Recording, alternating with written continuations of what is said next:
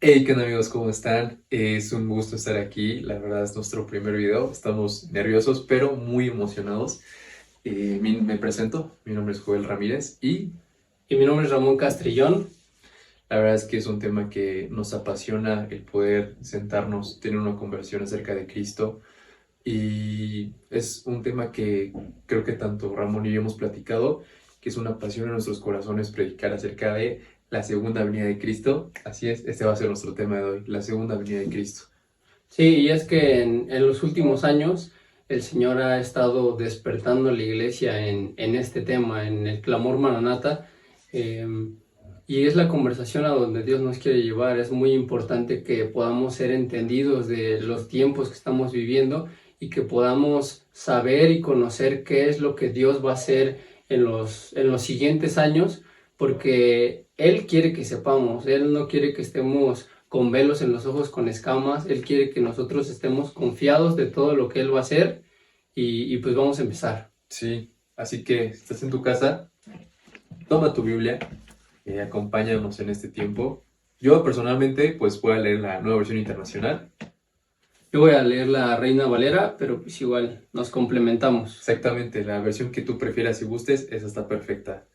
Quiero empezar rapidísimo hablando de qué conocemos nosotros como la segunda venida de Cristo, o sea, qué esperamos de esa segunda venida. Y es un tema súper importante porque cuando Jesús estuvo aquí en la tierra, dio ciertas instrucciones que a lo mejor Ramón nos puede ir adentrando un poquito en cuáles son las cosas que Jesús dijo que tenían que pasar o cuáles son las condiciones iniciales para que invitemos a Jesús, o sea, todos nosotros a nivel Iglesia Internacional y remanente judío mesiánico, para que pueda venir otra vez a la tierra. Sí, bueno, para empezar, yo creo que muchos tenemos muchas ideas y preconcepciones de cómo creemos que va a ser su segunda venida, pero realmente creo que la mejor manera en cómo podemos saberlo, pues es estudiando la palabra, ¿no? Y qué mejor manera que empezar con palabras de Jesús, ¿no? Porque Él mismo, Él nos dio la clave de cómo entender cómo iba a ser su segunda venida. Y bueno, tenemos Mateo 24, y me gustaría leer principalmente, que para mí es el versículo central en cuanto a su segunda venida, que es el 24:30, que dice: entonces aparecerá la señal del Hijo del Hombre en el cielo, y entonces lamentarán todas las tribus de la tierra, y verán al Hijo del Hombre viniendo sobre las nubes del cielo con poder y gran gloria. Y bueno, realmente, obviamente quizá podamos ahondar un poco más en qué es lo que va a pasar antes y cómo va a ser, pero para mí este es el versículo central, en donde literalmente aquí nos está describiendo cómo va a ser específicamente la venida, cómo lo vamos a ver viniendo sobre las nubes. Y bueno, para empezar, eso creo que muchas veces no lo dimensionamos.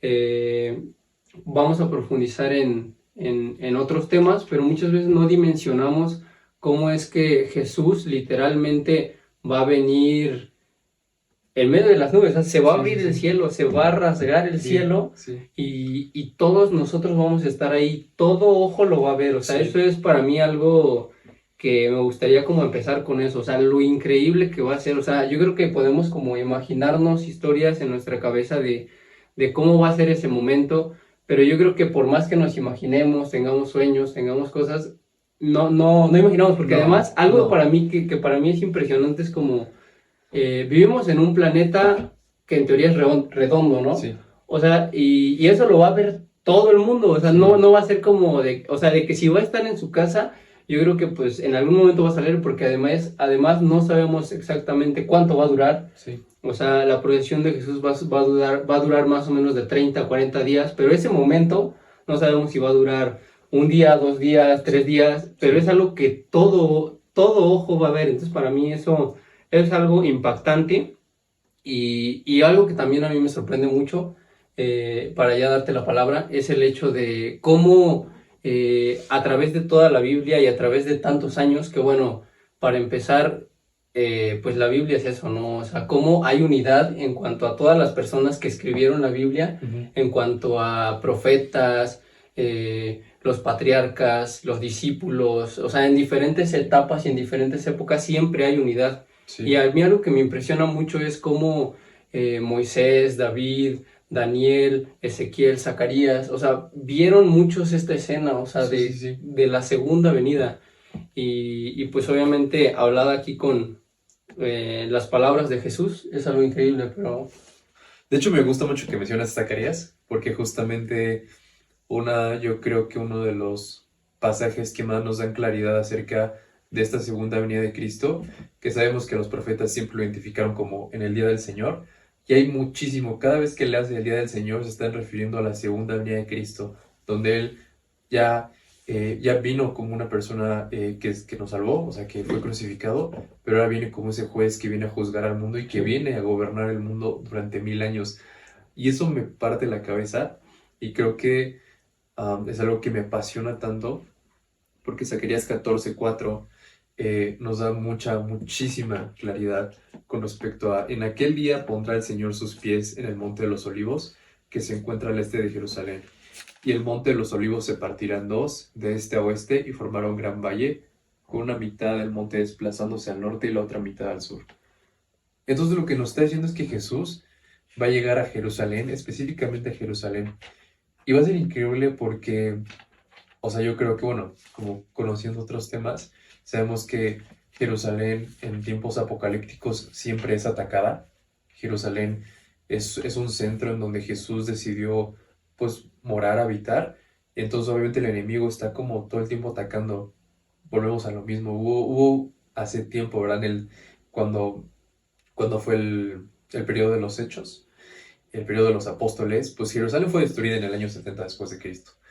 Y mucho tiempo después regresaron en 1948.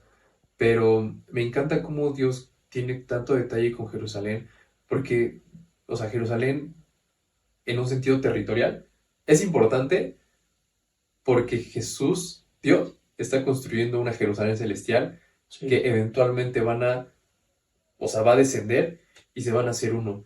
Y eso es algo, la verdad, increíble. Y después en el versículo 9 dice, el Señor reinará sobre toda la tierra. En aquel día el Señor será el único Dios y su nombre será el único nombre. Y esa es la promesa que nos hace Dios en su segunda venida, lo cual se me hace increíble. Pero antes de eso, como que de todo esto tiene que despertar algo en nosotros, que es un clamor, no solamente nosotros, sino también en el remanente judío mesiánico, que es una parte súper importante en toda la iglesia, o sea, nosotros como iglesia internacional que representamos, también tiene que haber este clamor y me gustaría como ahondar un poquito más en qué clamor específicamente. Entonces, un poquito antes, Zacarías 12, dice, Zacarías 12, versículo 10. Dice, sobre la casa real de David y los habitantes de Jerusalén, derramaré un espíritu de gracia y de súplica, y entonces pondrán sus ojos en mí.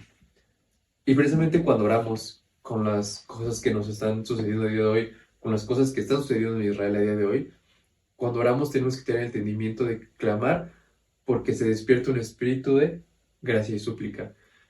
Y la verdad esto es increíble, porque también en Mateo 23, un poquito antes, Jesús dice, no me verán venir hasta que no digan, bendito el que viene en el nombre del Señor.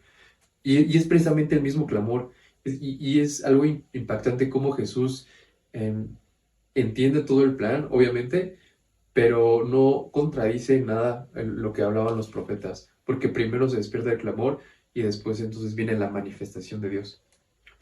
Sí, es algo increíble y esto que estás diciendo, pues debe hacernos despertar porque creo que en los últimos años hemos vivido oración y adoración en la iglesia mundial como Sí, nunca antes en la historia. Y esto sí, también es algo que tiene que pasar y que está pasando ya, que es indispensable para la segunda venida. En Apocalipsis, antes de que el Cordero tome el rollo, habla de cómo en la adoración celestial los 24 ancianos y los ángeles tienen las copas de oro llenas de incienso. sí, Y eso nos habla de que, pues de la importancia de esto, ¿no? Entonces es tiempo de levantarnos. Y bueno, el año pasado tuvimos un tiempo de ayuno y oración por Israel. Y bueno, eso es algo que, Sí, no sé tú, pero creo que nunca antes se había visto. sí, Y la importancia de Israel, como dice Joel, o sea, para la iglesia muchas veces ha sido un conflicto, como de, ¿por qué Israel? E incluso para el mundo, o sea, el antisemitismo es algo que hoy en día la gente odia a Israel. Y eso ha sido a lo largo de la historia. ¿Por qué? Porque son el pueblo escogido por Dios.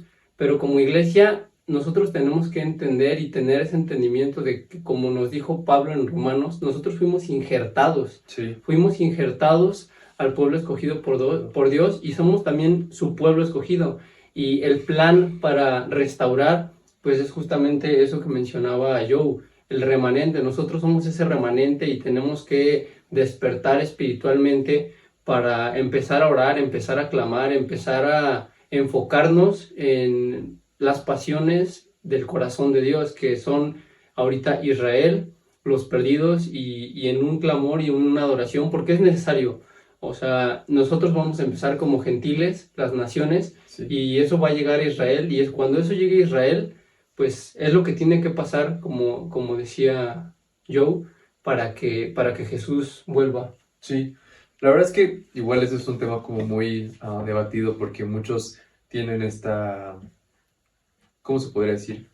¿Controversia? Esta controversia en medio de, pues, de lo que es Israel, lo que es la iglesia y de que algunos dicen, no, es que Pablo dijo que ya no hay judío ni gentil, sino que todos somos unos en Cristo. O sea, sí, a nivel de posición delante de Dios, o sea, todos somos iguales, porque como bien decía Ramón, Romanos 11 habla de que somos ramas injertadas, o sea, que delante de Dios tenemos la misma posición celestialmente y espiritualmente, pero aquí en la tierra tenemos distintas funciones y eso es lo que realmente nosotros queremos como entender y también pues dar a entender que Israel tiene una parte del plan como más geográfica y más étnica incluso y que nosotros también tenemos que cooperar con eso porque al final es una realidad que Dios estableció y al final es algo que también hablábamos Ramón y yo hace unos días, lo hermoso que es Cristo cuando dice que no hay estropiezo en mí. Y es algo que pasó mucho cuando Jesús vino aquí a la tierra. ¿Recuerdas ese pasaje que Jesús está precisamente predicando en una sinagoga y que empieza a leer el rollo de Isaías y que Sí. dice, el Espíritu está sobre mí por cuanto me he ungido? Bueno, ustedes lo conocen. Y que primero todos se impresionaron y que después cuando él ya se atribuye eh, esta identidad como Mesías y como divinidad, como igual a Dios, entonces la gente se ofende y lo quieren apedrear. Y yo creo que va a ser algo parecido en estos tiempos, cuando Jesús diga, tú tienes esta función y tú tienes esa función, vamos a ofendernos, pero yo creo que si somos igual de humildes que Cristo, entonces tenemos que cooperar con el plan para decir, esta es tu pasión, entonces yo quiero entrar contigo en esa pasión. O sea, yo no quiero que todo el evangelio circula alrededor de mí, sino que circula alrededor de Cristo y de cuál es el plan y de yo entender y yo acomodarme a su plan y no que Cristo se acomoda al mío. Claro, sí, y esto es muy importante, o sea, porque muchas veces menospreciamos lo que Dios nos ha demandado. Muchas veces creemos que por el hecho de, no sé, no tener un ministerio visible, pues somos menos importantes, pero no, realmente cada uno en el lugar donde Dios nos ha puesto, ya sea que estés estudiando, que seas un taxista, que seas un doctor, que seas un abogado, que seas un pastor, o sea, todos como cristianos tenemos el mismo llamado, o sea, muchas veces estamos pensando de, es que no he descubierto mi llamado. Sí, obviamente hay diferentes asignaciones que Dios nos da, pero realmente todos tenemos el mismo llamado, que es la gran comisión, ir y hacer discípulos, Sí, ir y predicar el evangelio, y no porque un pastor sea internacional y sea reconocido en las redes sociales públicamente, pues es mejor o está obrando mejor, no. Incluso muchas veces los ministerios visibles pues tienen como un arma de doble filo, porque el enemigo ataca a esas personas en el orgullo y en la vanidad, pero realmente incluso si tú eres, no sé, por ejemplo, un ama de casa, o sea, y eres un ama de casa que está orando, y está en todo tiempo orando por Israel, orando por los perdidos, orando porque Dios acelere todo, orando por su familia, predicándole a tus vecinos.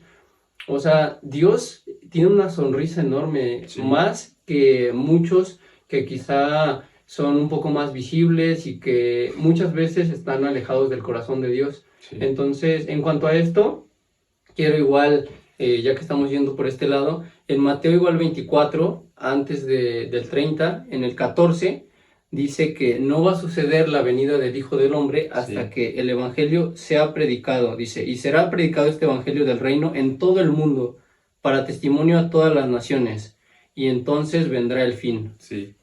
Y justamente me encantó que terminaras con ese versículo, porque yo creo que cuando dice, este evangelio será predicado a las naciones, va en una sinergia con lo que dice Pablo en Romanos 11:25, que dice, hermanos, quiero que entiendan este misterio para que no se vuelvan presuntuosos. Parte de Israel se ha endurecido y así permanecerá hasta que haya entrado la totalidad de los gentiles. Y la totalidad de los gentiles es, yo creo que un entendimiento precisamente de lo que es la iglesia. Y cuando suceda esto precisamente, dice, de esta manera todo Israel será salvo, como está escrito, el Redentor vendrá de Sión y apartará de Jacob la impiedad. Y este será mi pacto con ellos cuando perdone sus pecados. Literalmente lo que Pablo está diciendo es que va a entrar, vamos nosotros a entrar como en una totalidad, es decir, la iglesia va a entender y esto va a provocar un avivamiento en Israel, de modo que Israel también va a decir, bendito el que viene en el nombre del Señor. Y esta es la buena noticia que predicamos, o sea, y este es el clamor más grande que podemos tener por la segunda venida. Porque si decimos amar a Cristo, creo que el amar a Cristo es extrañarlo y querer estar con Él. Porque al final es lo que termina diciendo Apocalipsis. El Espíritu y la novia dicen, Ven. ven. Y está increíble. Y como una cosa extra, me gustaría decir que cuando estemos en ese momento, hay algo que nos tiene que llenar como de mucho gozo. Zacarías 14, como leí antes, es algo que se narra cuando nosotros veamos cosas aquí en la tierra de Cristo. Pero así como en una película, cuando está sucediendo algo y luego te ponen el mientras tanto está sucediendo otra cosa en otro lugar, el mientras tanto en el cielo van a estar sucediendo otras cosas. O sea, porque en ese momento no ha sido como establecido por completo la plenitud Sí, ¿no? del reino, ¿no? Sino que en Zacarías nos está narrando esto y ojalá lo puedan leer en su casa. Mientras tanto está sucediendo lo que narra Apocalipsis 19. Y es increíble como tener esta certeza y este nivel que se narra acerca del gozo que se va a estar viviendo en el cielo porque Cristo ha descendido a la tierra a reinar. Y nada, me gustaría leer rapidísimo Apocalipsis 19 del versículo 6 hasta el 9. Porque después dice Juan, después oí voces como el rumor de una inmensa multitud, como el estruendo de una catarata y como el retumbar de potentes truenos que exclamaban, Aleluya, ya ha comenzado a reinar el Señor nuestro Dios Todopoderoso. Alegrémonos y regocijémonos y démosle gloria. Ya ha llegado el día de las bodas del Cordero. Su novia se ha preparado y se le ha concedido vestirse de lino fino, limpio y resplandeciente. El lino fino representa las acciones justas de los santos. El ángel me dijo, escribe, dichosos los que han sido convidados a la cena de las bodas del Cordero. Y añadió, estas son las palabras verdaderas de Cristo. Y yo creo que después luego aparece Marcos Brunet diciendo, benditos los que son llamados, están llegando. O sea, es increíble porque va a estar, o sea, literalmente lo que está pasando es que en Zacarías vemos a Cristo poner el pie y mientras tanto van a estar celebrando ahí en el cielo precisamente esa Sí. entrada de Cristo. Y entonces, ¿cuál tiene que ser a día de hoy nuestra actitud?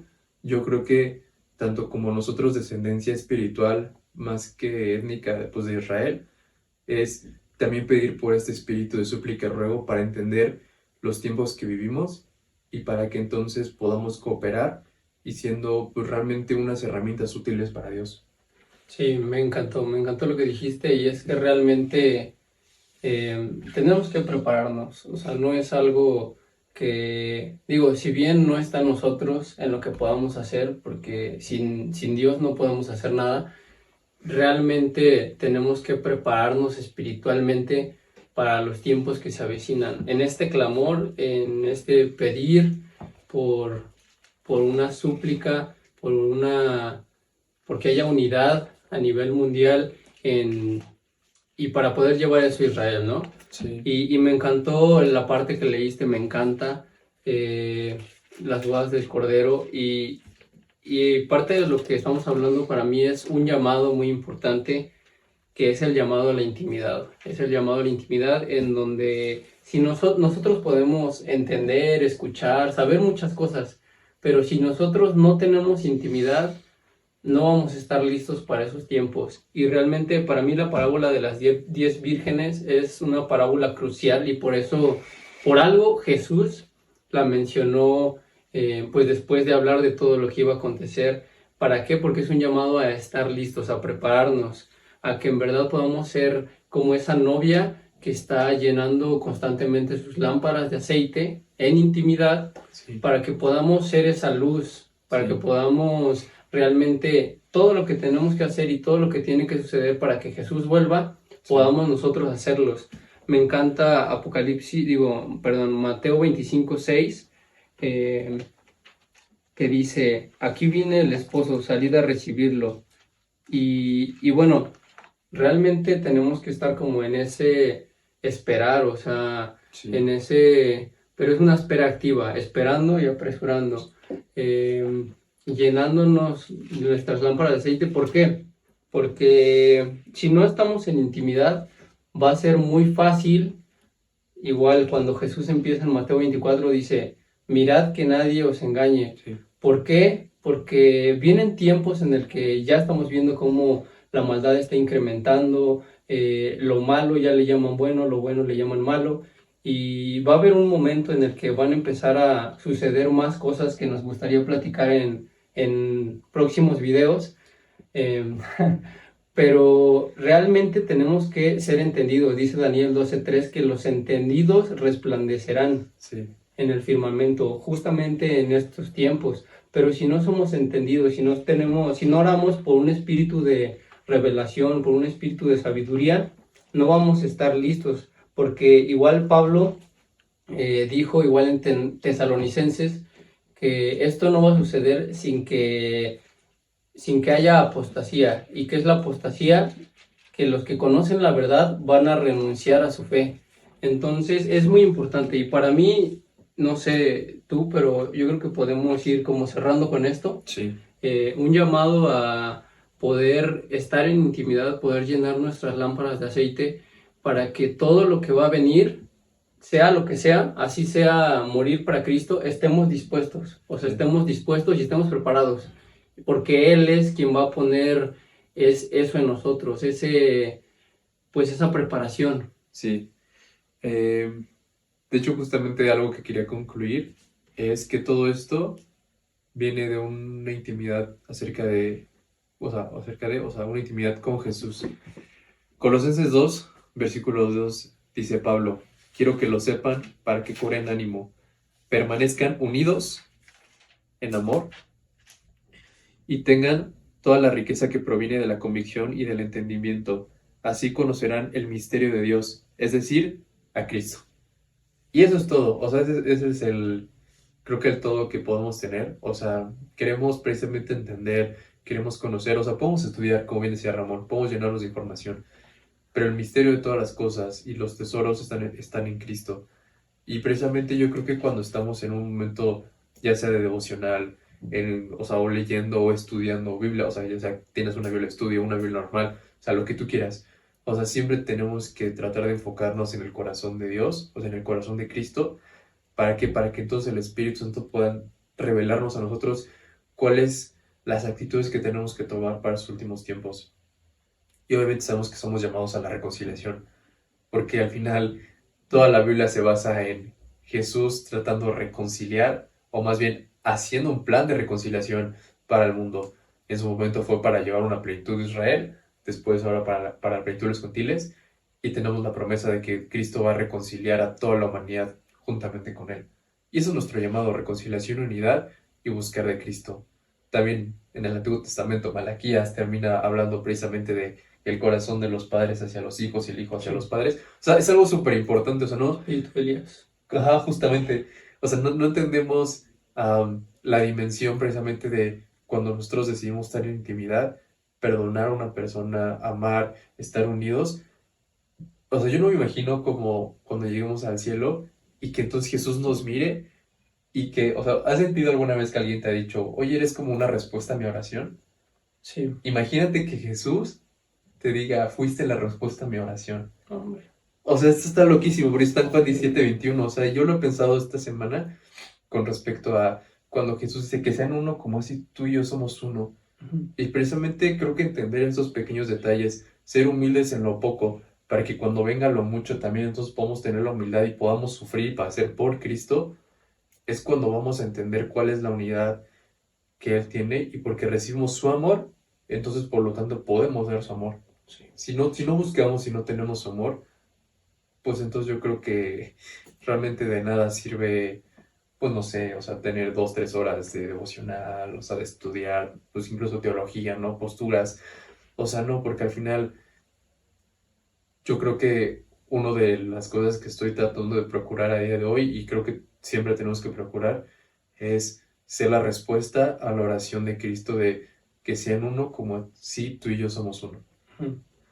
Sí, súper importante. Y bueno, a mí me gustaría terminar con algo que Dios me estuvo hablando hace unas semanas, que va de la mano. Y es una frase nada más, y la quiero dejar ahí, que es, Dios me decía, Ramón, ya no quiero que busques conocer de mí, quiero que busques conocerme a mí, que busques encontrarte conmigo. Porque sí llega un momento en donde nos perdemos en quiero saber más, quiero entender más, quiero estudiar más. Y sí, claro, es importante porque es parte de conocerle. Sí, Pero tengamos cuidado de em, que cada momento que entremos en intimidad, cada vez que leamos, sea un placer, porque literalmente nos estamos encontrando con Él cuando lo estamos haciendo. Entonces, yo cerraría con eso. sí. Sí, o sea, me gusta mucho precisamente esto. O sea, ya más allá de, o sea, todo lo que comentamos, yo creo que se puede englobar en busca a Cristo, pide entendimiento. De hecho, el siguiente capítulo nos gustaría hablar a lo mejor de algunas posturas que existen, la postura que creo que tú y yo tenemos, o sea, en lo personal, con respecto a, o sea, cómo van a suceder las cosas, en qué orden, si hay o no hay, pues un rapto pretribulacional, si no lo hay, o sea, qué dice la Biblia. El milenio. Ajá, y al final creo que también concluir precisamente, ¿no? O sea, ¿qué es lo correcto? Pues realmente no lo sabemos, o sea, así es cierta, pues nadie lo sabe, por eso sigue discutiendo. Pero ¿qué es lo correcto? Lo que te lleva a honrar más a Dios. Claro, Y ese es el fin máximo, o sea, lo que te lleva a honrar más a Dios, lo que te lleva a amar a Cristo y amar a tu prójimo. sí. Pues yo creo que ahí vamos a cerrar por esta ocasión. Les animamos a que sigan buscando a Dios. Gracias Joe por tu tiempo y pues nos veremos En otro podcast, nos veremos después. nos veremos después.